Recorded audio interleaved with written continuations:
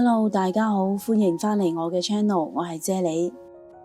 今日呢，我會同大家分享2餸1湯3個食譜嘅。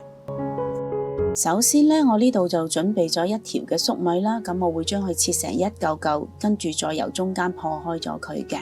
因為粟米芯呢係純天然嘅消炎消腫藥嚟嘅，所以呢，我會將粟米切開咗佢，令到佢芯嘅功效更加容易融入啲湯度咯。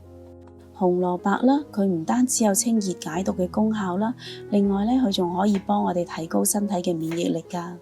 我呢度都係準備咗1條嘅紅蘿蔔啦，大概200個 gram 左右啦。你哋今日好嘛？留言話我知，你哋想睇啫喱煮啲咩餸啊？祝你有開心愉快嘅一日。蓮子佢就男士女士都啱食嘅，佢對於心血不足引起嘅心跳啦、失眠啦同埋多夢咧都有非常之好嘅治療功效嘅。咁我呢度用咗大概80個 gram 左右去咗芯嘅白蓮子啦。薏米啦，佢有非常之強嘅去濕清熱功效啦，另外咧佢仲有排膿消腫嘅功效啦，對於風濕鼻痛嘅症狀咧都有非常之好嘅治療功效㗎喎。我呢度咧就用咗大概20個 gram 左右啦。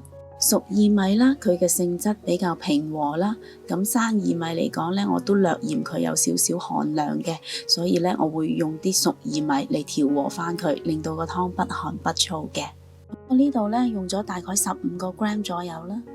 花豆啦，佢含有非常之豐富嘅維他命 B 啦。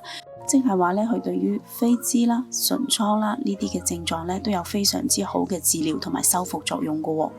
咁我呢度咧就用咗大概50個 gram 左右啦。腰果佢含有非常之豐富嘅蛋白質啦，可以幫我哋平衡血液嘅黏度啦，調節血脂啦，仲有軟化血管嘅功效添噃。咁呢度咧我大概用咗80個 gram 左右啦。最後我會落多2粒養肝又安神嘅蜜棗嘅。上述嘅乾品喺製作嘅過程中，難免會沾上一啲嘅沙石塵啦，所以咧我會將佢哋清洗3-4次嘅。如果你對我嘅食譜有任何疑問嘅話，請你將個問題寫喺下邊評論區嗰度啊，我係非常之咁樂意同大家一齊討論㗎。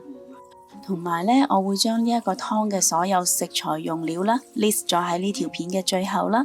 如果各位係煲呢個湯嘅時候咧，就可以將呢條片拉到最後嚟睇，就可以一目了然㗎啦。為咗避免各種營養元素嘅流失啦，咁以上嘅乾品咧喺煲湯之前，我都唔建議去浸佢嘅，只要清洗乾淨就可以用得㗎啦。最後我會擺多幾片薑落個煲度啦，令到個湯不寒不燥嘅。咁今日咧，我會用電子湯煲嚟煲湯啦，所以咧我會加入2.5至到3litres左右嘅水落嚟啦，跟住我會將個湯煲滾咗之後，再煲佢120分鐘嘅。哇，咁快個湯就已經煲好咗啦！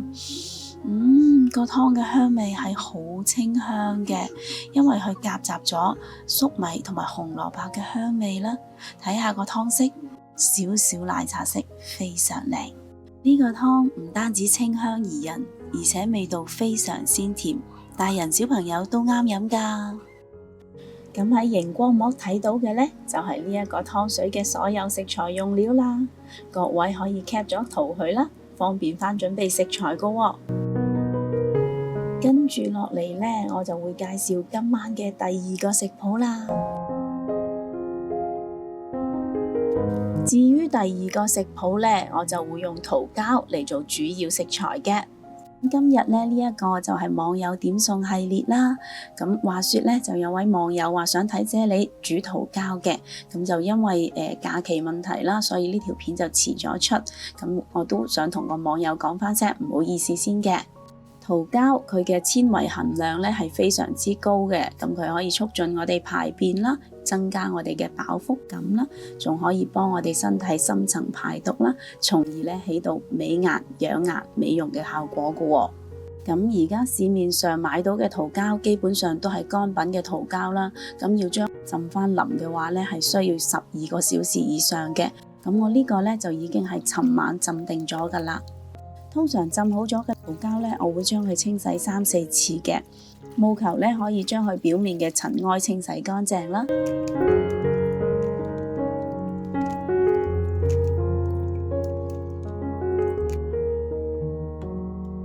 洗乾淨咗嘅桃膠呢，我會將佢擺落啲滾水入邊啦，飛水大概10分鐘左右嘅。咁樣做呢，可以去除咗桃膠入邊嘅樹汁嘅澀味啦，同埋呢可以令到啲桃膠嘅口感變得煙韌啦。飛完水之後，擺埋一邊備用先。蒜心啦，佢含有非常之豐富嘅纖維素啦，而纖維素呢就可以令到我哋嘅腸道蠕動啦，從而呢可以改善我哋嘅便秘問題啦，同時呢仲可以降低埋痔瘡嘅翻發機率添㗎。咁我呢度呢就用咗大概3個 gram 左右嘅蒜心啦，咁我會將佢切成一段段啦。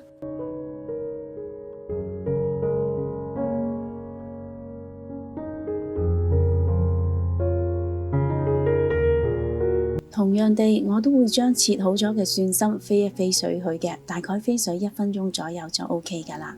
做飛水嘅呢一個動作呢，係可以去除咗蒜心入邊嘅草青味啦，同埋呢可以縮短一陣間煮嘅時間嘅。蒜心飛好咗水之後，擺埋一邊備用先。2個 gram 左右嘅新鮮百合啦，佢有滋陰養顏、潤肺止咳嘅功效啦。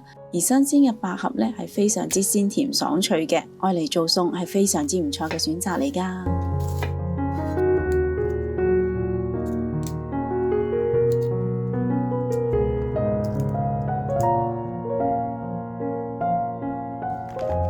由於新鮮嘅百合有非常之多嘅沙泥黐住啦，所以呢我會將佢清洗幾次嘅。呢度提一提大家，百合呢係唔適宜煮太耐嘅。如果百合煮得太耐嘅話，佢所有嘅藥用價值就會冇晒㗎啦。我會用個中大火燒熱大概2個湯羹左右嘅油啦，跟住將蒜心同埋桃膠倒落嚟炒一炒佢，大概炒2分鐘左右啦。因為桃膠同蒜心喺飛水嘅時候呢，基本上已經熟咗㗎啦，所以呢炒嘅時候就唔需要炒太耐㗎啦。炒咗大概2分鐘之後，就可以將啲百合倒埋落嚟一齊炒下佢啦。至於調味方面，我會用1茶羹嘅糖啦，1/4茶羹嘅鹽啦，1/4茶羹嘅鮮菇粉啦，嚟同呢個餸調味嘅。百合就唔需要炒太耐嘅。炒到啲百合見到佢微微地透明，即係話佢已經係熟咗㗎啦。睇下啲桃膠煮到晶瑩剔透，幾靚！啲桃膠咬落煙韌韌，仲有少少彈牙，口感呢就好似食緊海參咁樣，真係非常之好味啊！而蒜心同百合食落又爽又甜，真係好好味㗎。呢個雖然係一個素菜，但係口感層次係非常之豐富嘅。不如你哋今晚都試下煮呢個咁簡單又有益嘅餸啦。咁而家喺熒光幕睇到嘅就係呢一個餸嘅所有食材用料啦。各位可以 cap 咗圖佢，方便翻準備食材喎。跟住落嚟呢，我就會分享今晚嘅第3個食譜啦。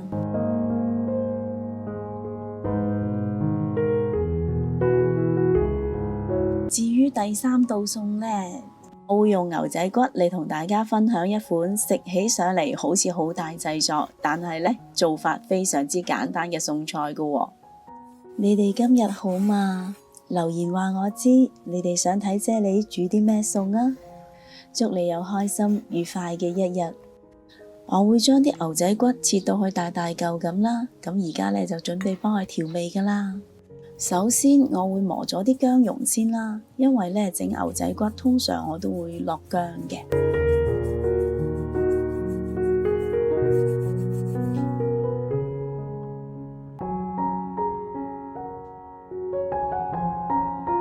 磨好咗嘅薑蓉就好容易壓啲薑汁出嚟㗎啦。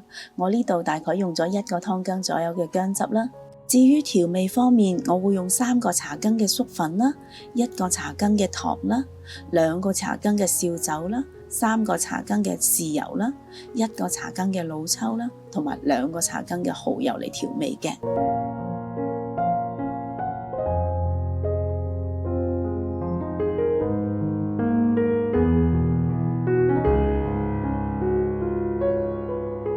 落好晒所有調味料之後，我會用一個揸葉嘅手法啦，令到牛肉嘅纖維鬆開，可以更充分地將所有嘅調味料吸收晒嘅。